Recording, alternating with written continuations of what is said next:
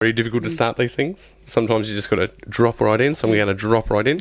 Welcome to the Pagey Train. Today I have with me Nawal Abdi, creative producer, writer, director. Welcome to the show. Thanks for having me. Nawal, I would say, is someone that's a creative warrior. We've had a few interactions before. I think something that really sticks out with me, how I started to get to know you, is by looking at the work that you've produced. And that first film that I saw of yours was Sidetrack Theatre, runner-up for Made in the West 2015.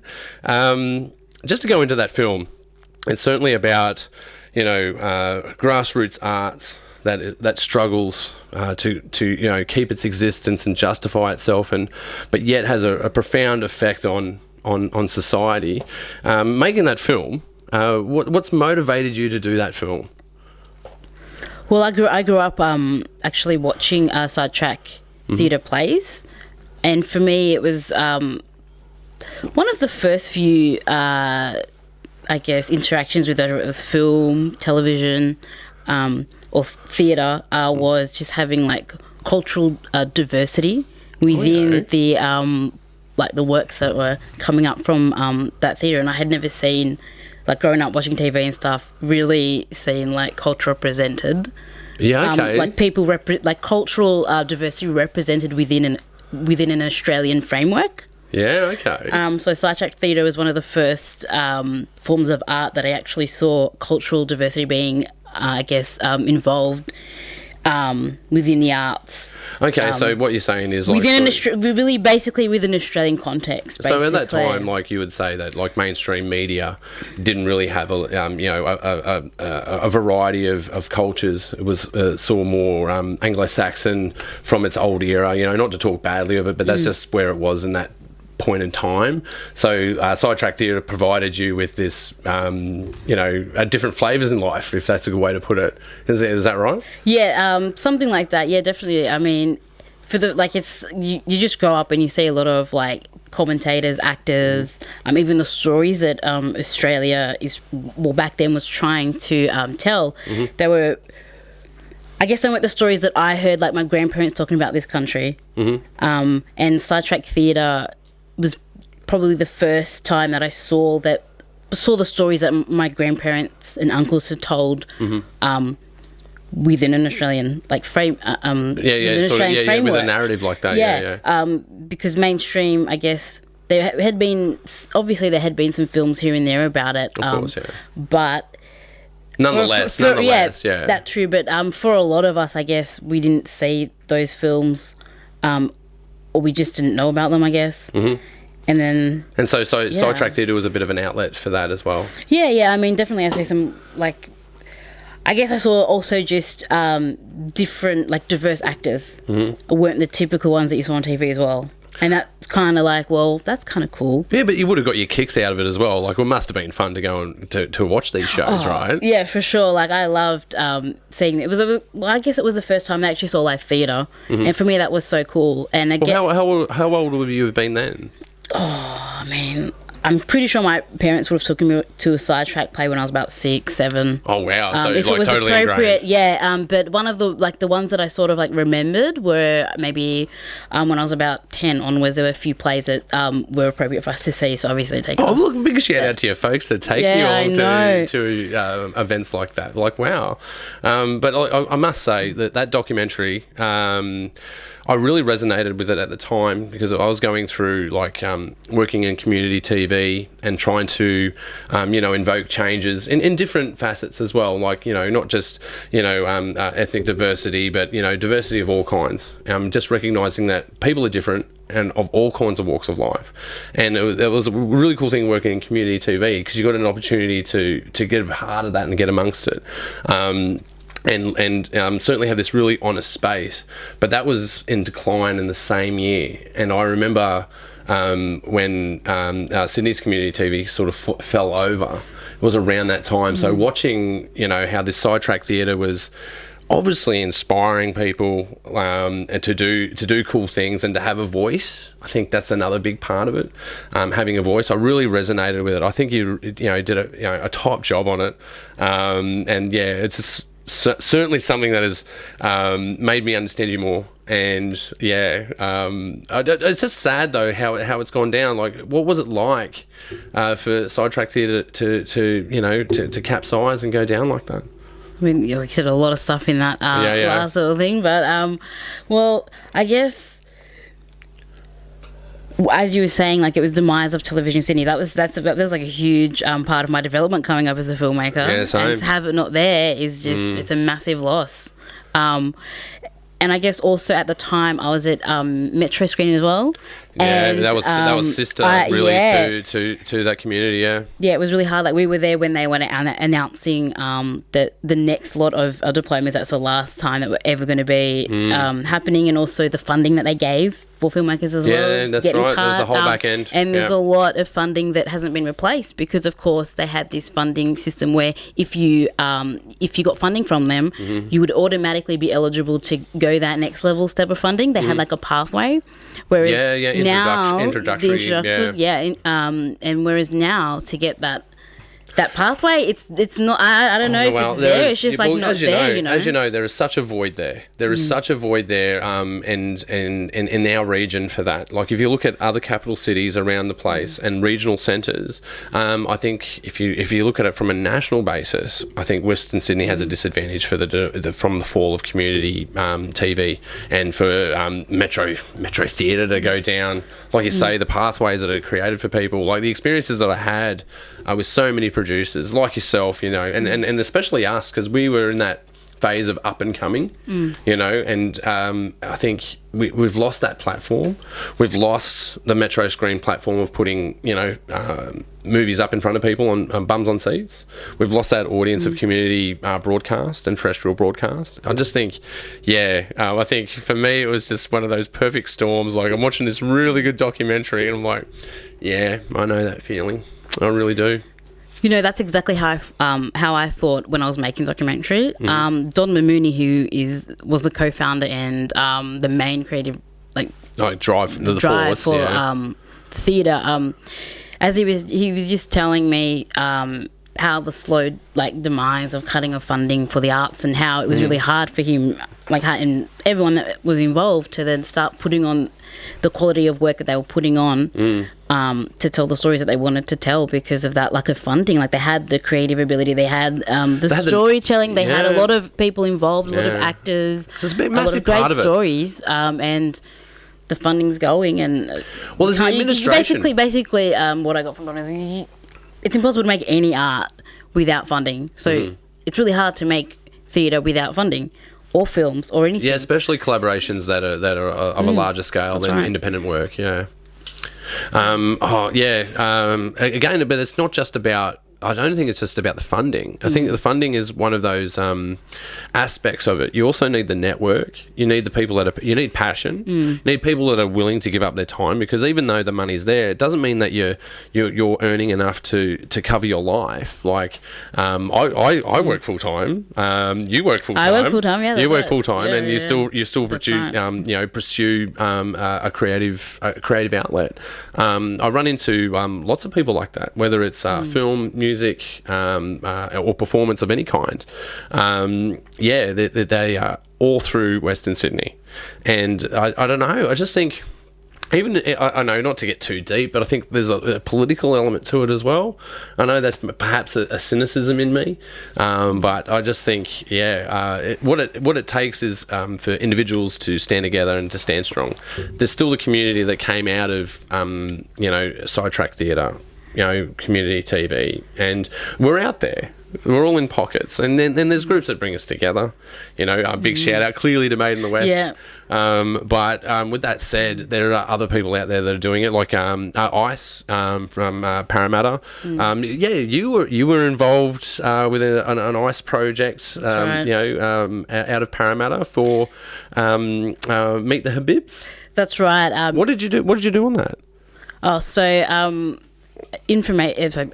For those who don't know what I stands for. Okay, we better get that. We better clarify that, because we are in Western Sydney. Yeah, that's right. International Cultural Exchange. Informational Cultural Exchange. I'm so sorry, guys. We do love you. They're a great organisation. There are a lot of different arts things happening at that place. Yeah, man, they're at the cutting edge. Yeah. They are at the coalface. Yeah. They thought of me. I've had. What did they think of you? How did you get on their radar? So I knew a few people that worked in that organisation, and there's just been a few like workshops that I've applied for and gotten through. Oh yeah, okay. And so they just Where'd you find these guys, online or?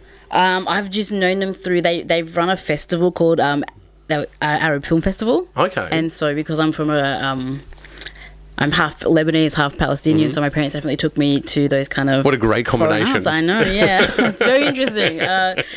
So I knew about the organisation basically through that festival, or some people that work for that festival have known me through seeing me through that festival. So, when they... for Here Come the Habibs, I was a camera attachment. So they were trying to find a camera attachment that sort of possibly had like a Lebanese background. Okay. It was young and it was female... to give an opportunity to give a pathway to the industry, basically the mainstream kind of. What did you think of that? Like, what was your experience? So I was attached to the camera department, obviously because I didn't have any like professional on-set experience. Obviously, they start me from the bottom of the camera department. So it's basically I was sort of like I guess you could say I helped out the video split operator. So that's basically just cabling up cameras. That is the beginning of the industry, cabling, yep.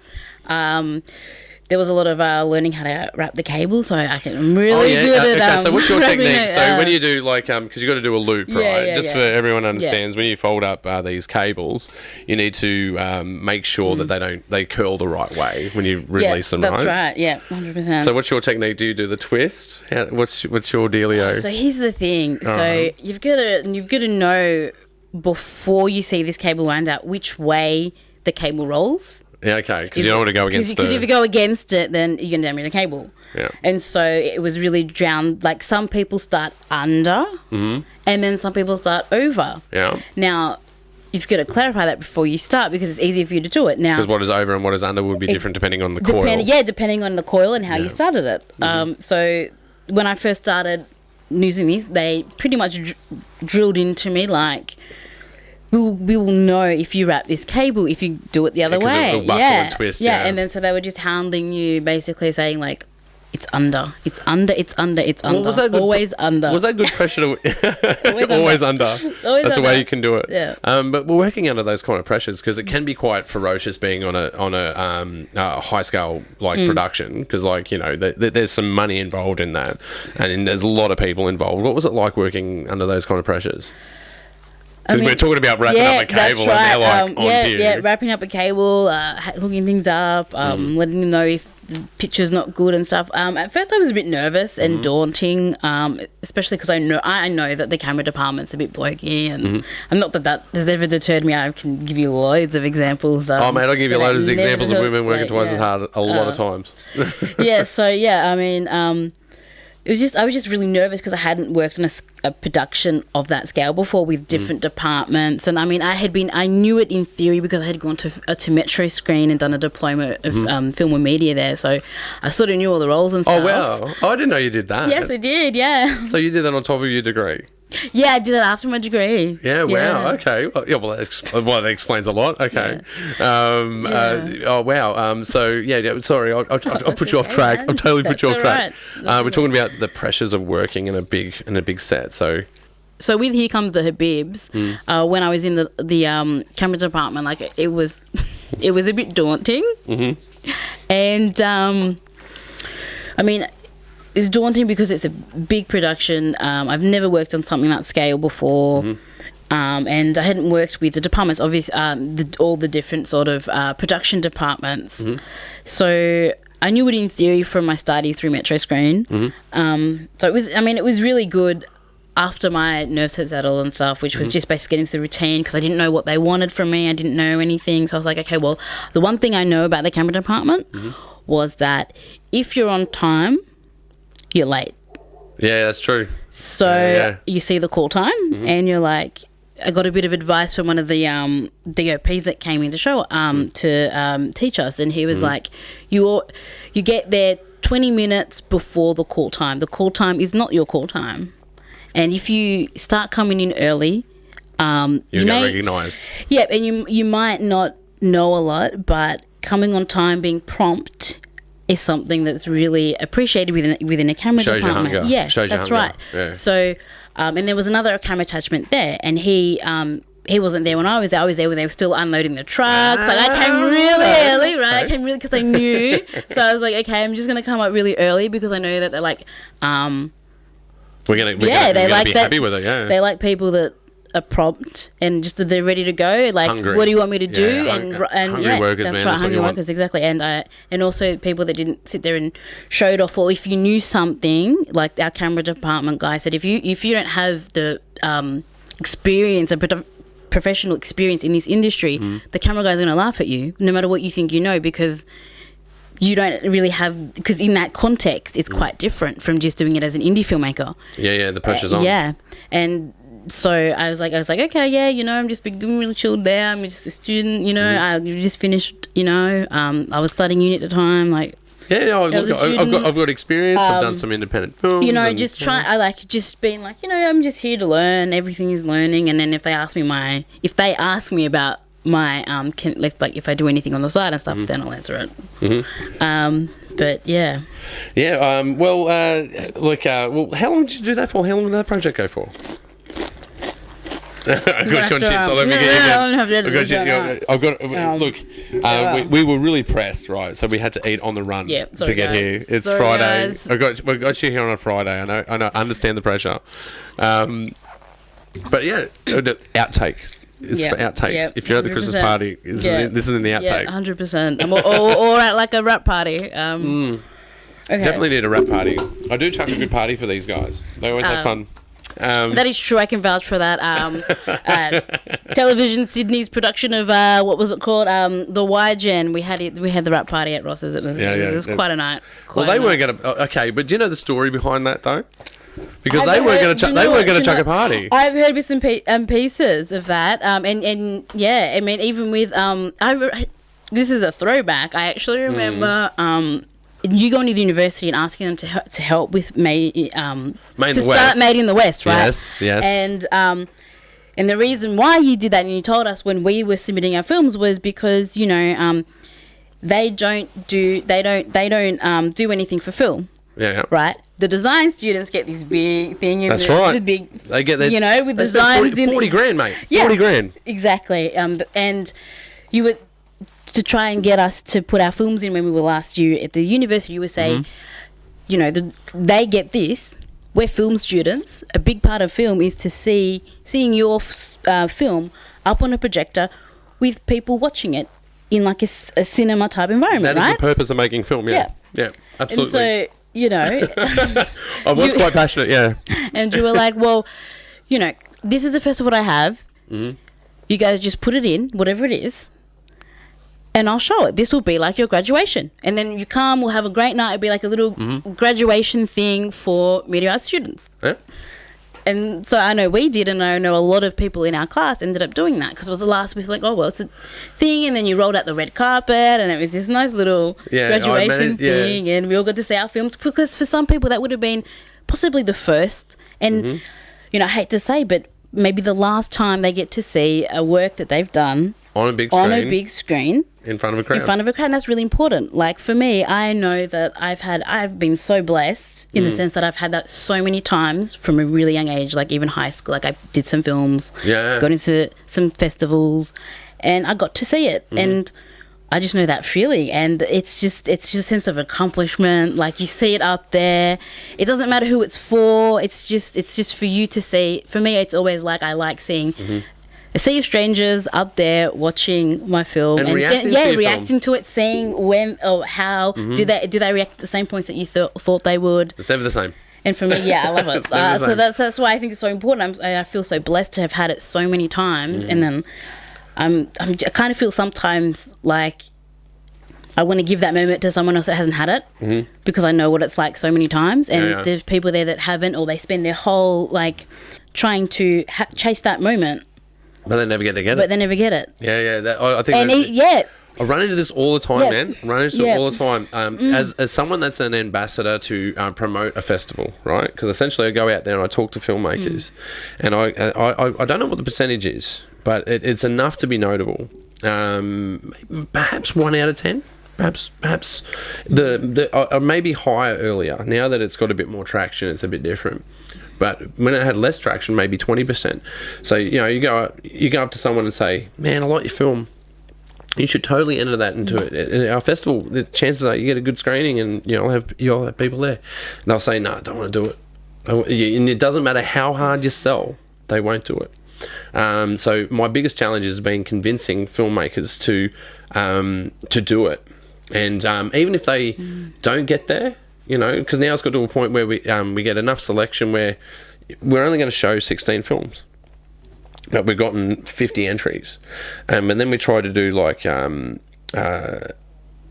semi-finalists, so they still get a snippet screened, and then you try and incorporate them in your promotional material. So you encourage people to keep doing it. It's just, I find it strange, the people that don't want to enter their work. It just spins me out. Yeah, I think it's like a confidence thing.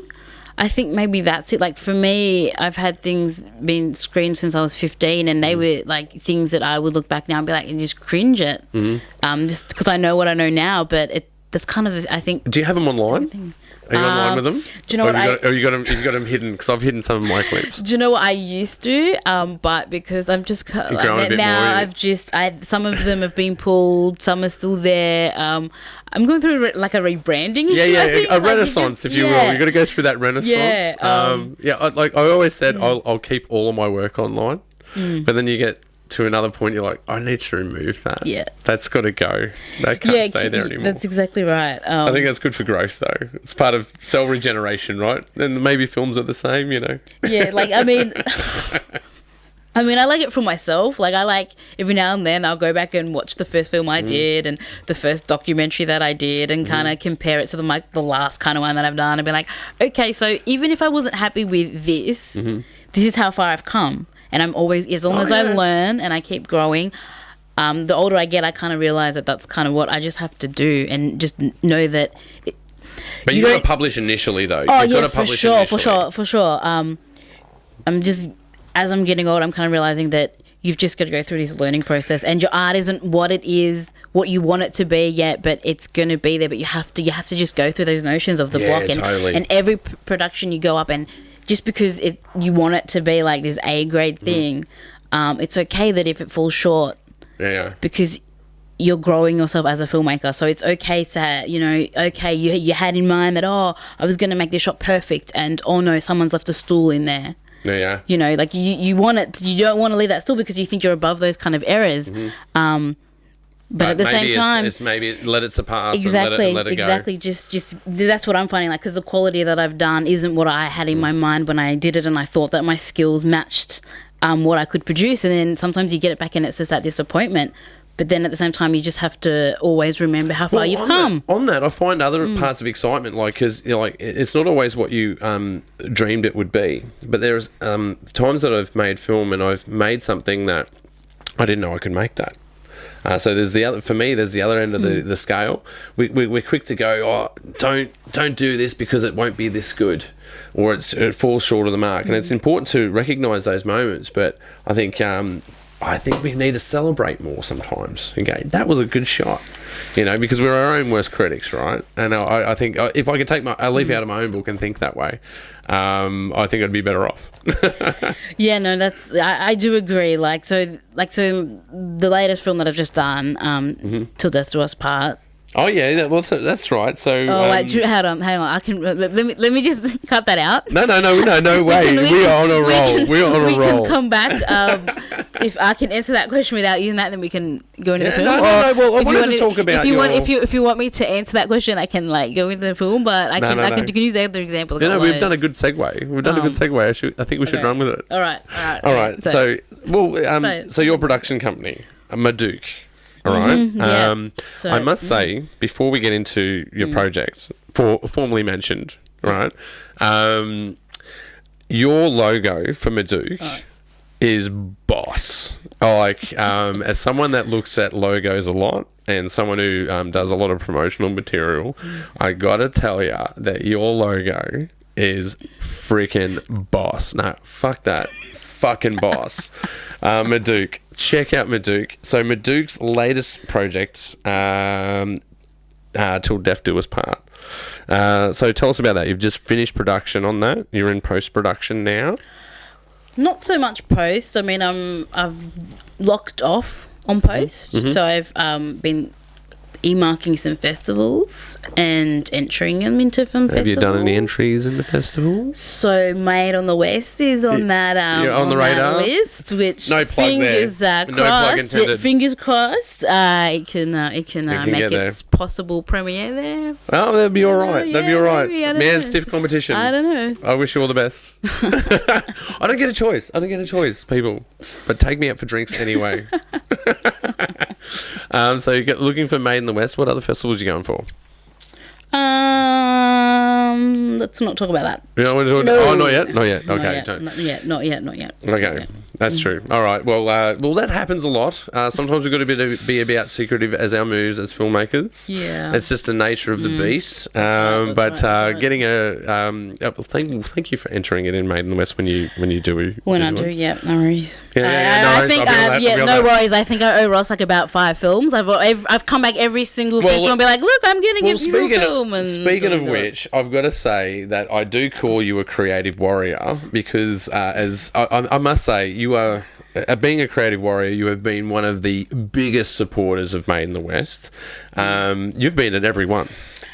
Yeah, pretty much. I'm pretty sure you've been everyone. I can't remember if the first one was when I was last year uni and you were, as I said, you were trying to run further with the red carpet at the Roxy. Yeah. That was the second one. Okay, so I've been to that one and onwards. Wow. Yeah, so you have certainly been a massive supporter of Made in the West. And seeing you in the crowd, I do badger you about getting a film. That is true. I do. Any filmmaker that's out there, if I see you in the street, I will hound you to enter Made in the West. So entering Made in the West this year with Till Death Do Us Part. So obviously it's not out there online yet because you're still entering festivals. Yes. So you have finished post-production? Yes. Prosthetics. Sorry. Yeah, shout out to all the cast and crew. We got to shout out so much. It was an amazing experience. We have a mutual a friend in that film. You had June. Sorry, June. Say that again. June. You had June. What was she like to work with? She was amazing. Like, just from the get-go after reading my script, she just had the sensitivity that I would want in an actor to tackle this kind of project. Just a little, shout out to June. But also just because my film deals with such a sensitive subject matter, which is euthanasia. Oh, wow. And so, that's really deep, man. Yeah, no. Man, you're right on. You're hitting that political nerve. Yeah. You're making friends all over the place. Yep. My kind of filmmaker. Yep, that's me, making friends everywhere. So euthanasia, huh? Oh, wow. Man, I can't wait to see this film. What I did notice, because from the online presence of Till Death Do Us Part, you've obviously got older people in prosthetics. Were they in prosthetics? Because there's a lot of makeup in this film, right? Yeah, so makeup was really integral in transforming my actors, my 2 lead actors. Shout out to Anthony. We did one to June, but June and Anthony, thank you. Well, they certainly did a good job. Like, it looks pretty boss. Yeah, so it's almost as good as your logo. Oh, wow, thanks. Which is Madouk. Check it out. Oh my gosh. Yep, I'm so jealous of her logo. So yeah, Facebook Madouk Films. Madouk Films, check it out. Till Death Do Us Part, prosthetics, man, looked amazing. So on that, not that I've seen the film. Oh, yep, there we go. Photos online. Check them out. So our makeup artist, shout out to Shitra.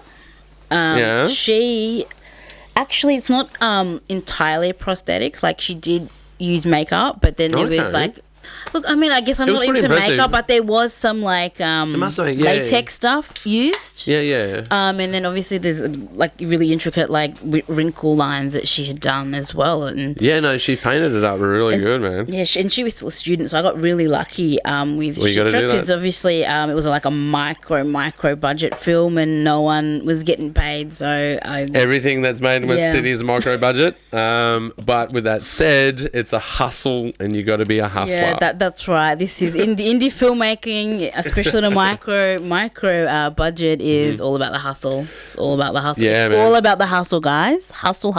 If power prices were less, I'd spend more on my films. It's that simple. But yeah, well, a lot of people are self-funded out there.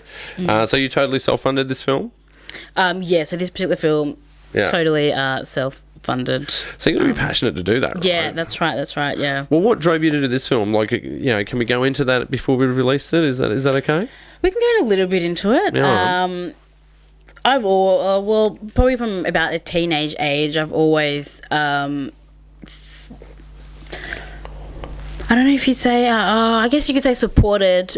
Yeah, I'd say supported. From a young age, I've always supported euthanasia. And that is, I just believe that if someone wants to that can't live like they thought they could have, like a full life, basically, if they think that they can't have a full life anymore, they should be allowed to go. Yeah, definitely. I mean, keeping aside certain, I guess this is a really heavy topic. You get really into it. Well, it's heavy film. Yeah, that's heavy right. Film, right. That's right. So I've always said that laws should be changed to allow people that are going through things such as life-threatening illnesses that they've been told there's no there's no cure. Health problem, life-threatening health problem, sick. Yeah, life-threatening, and and also on that, just people that have lived a full life. They're at the end of their day. Maybe they're in a nursing home, maybe they're in a retirement home. They have grandchildren, they have great-grandchildren, they may even have great-great-great-grandchildren. All of their friends, unfortunately, they've made their mark, and they should be allowed to go out with dignity. That's right, 100% dying with dignity. Like, I just 100% support that. Well, I've always taken you as a documentary maker, right? And now you've gone, because this is a story. This is a fictitious story, yeah. That's right. Yep. But yes, are you still are you bringing that documentary sort of motivation to tell a story, to be a signaller? Is that in this film? Like, is that a part of that for you? Is there something that you have to get out? Look, with this, I guess going, as you said, like, there's that documentary side of you coming into this film, and I think, yes, it is. I'm trying to get people to talk about it. Not necessarily to straight away change their views, but to talk and to just talk about it from different points of view. What's your threshold? Why is your threshold there? These are conversations that you need to have if you want to legalize it. Yes, you definitely have to have these conversations, but also just to see where we're at. Like, nobody knows. Like, yes, they're making laws and things. There is progress. And some people want to support it, but at the same time, they're hesitant because they want to know that. Well, what's the law going to say, that threshold? And if you're not getting the community's voices and opinions on this out there, then no one's going to know. And then people that you kind of think, yes, they definitely should be supported in their bid for euthanasia, don't necessarily get that because of people who are against it. Their threshold is, I guess, different in terms of who should be allowed to do. For example, that they might turn around and say, "Well, I support the old person, but this young person, that there's possible treatment for, or maybe in the future treatment." You know what I mean. So yeah, that's right. You know, that's right. It's life rights. It's the life of your right. Sorry, the rights for your life and how you end that. That's right. And I think that goes across a spectrum as well. And I think I don't know, perhaps it's our culture, from religious backgrounds, and that's really the fuel that is against that. I don't really hear the atheism, atheists, arguing not for euthanasia. It's not to say that there's no respect for life. There's certainly respect for life, but I think a part of that respect for life transcends to death, and that is allowing someone to go out the way with dignity, with the way that. They certainly wouldn't want to be like people that have dementia, and some and not to go to one extreme. People that have invoked change in the world, that have done great things, and then have to deteriorate in a like some old bird in a cage that's dying. I think there is a transition for respect of life that also. It goes into death and the beginning of life as well. How if you want to get total lefty on it, reproductive rights and death rights. Yeah. I think there's a link between those two things. Definitely. Not that I know, but that's what my instinct says. It's like if you look at the science of it, totally, and if you look at it from just a human nature point of view. Why should someone have to suffer on both ends of the spectrum, where it's beginning of life or end of life? I think those two things are related. And I don't know, perhaps we can move faster. I think that's a part of the frustration, right? Yeah, with a lot of things, you just wish even like, let's just go with World Cup. World Cup just finished, and prize money. So, there's lots of things that you want progress to happen fast, and it's not going to unless you start a conversation. And that's what I'm trying to do with this film, is just start a conversation. And I felt that I felt more if I could write this drama from the way that I'm trying to tell it, that it will start many conversations, because it touches on a lot of different things. It touches on people's thresholds. It touches on people's right to choose. And it also touches on the fact that someone wants to support someone else, but they themselves are going through the same struggle of, maybe do I support euthanasia? Do I not? But if this person in front of me wants euthanasia, I support them. Yeah. Even though it's different from what I personally feel about it, but I really care about that person. Okay. Wow. Okay. So that extremely deep. Is there anything on the horizon for Madouk? Any new projects beyond? Oh, look, I know it's a big question. Yeah. You've just come out of a post-production. Yeah. Now you're up to distribution, and now you're talking about deep subjects like euthanasia, whether it's the sanctuary of life or not. That's really deep. Is there anything on the horizon for Madouk? Look, there's a few things that there's a few ideas I've been tossing up to develop them. I do have some scripts that are ready for development. I have a few that are almost there. So basically, we're sort of in a pre-production kind of thing. I'm just trying to suss out which project is, I guess, more ready to go. And also, more importantly, which one I really need to tell that I'm ready to tell next, or which one I really want to do. Whereas it's the ones that are ready straight for development, or it's that idea that I have. Because sometimes for me, if that idea is a bit stronger, I'll just push aside the back burner. The back burner. Yeah, that's right. Send them all to the back burner. And just develop this baby. So don't worry, it gets worse. You get so many on the back burner. I've got so many scripts in tow, and it's all about funding. Yeah, funding. Well, not just funding. The other thing I've realised, it's about time, right? So run out of time. That's right. Just don't have the time. So always looking for a way to increase time. But watch this space. I'll have it out there soon. You guys know who you are. So you've got a few projects that are on the line. But with that said, I think we've made it to the end. Are we at the end? Are we at the end? Yeah. All right. I think we're at the end. At the end, guys. Yeah, we're at the end. But look, I'd like to thank you so much for coming on the show. I respect you so much as a friend, a colleague, and as an artist. You're just out there kicking goals. But to do our plugs before we go out, I know, Nathan, you are out there, so I'm doing this for you. So make sure that you subscribe to the YouTube channel and get onto stillsearchingproductions.com, and you can see our whole browse advertiser of all of our podcasts.